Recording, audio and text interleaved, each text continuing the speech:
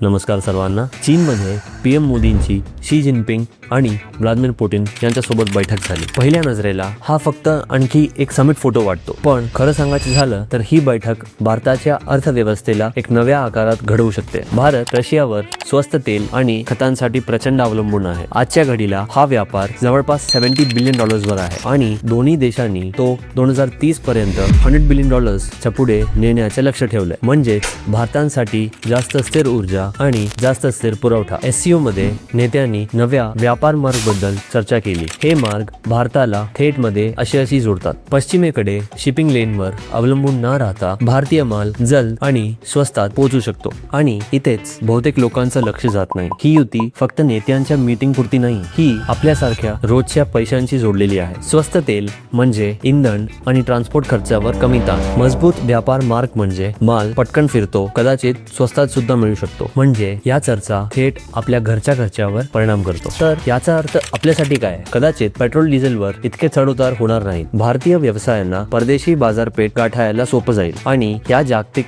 अनिश्चिततेत आपल्या अर्थव्यवस्थेला थोडा अधिक ब्रीदिंग रूम मिळेल.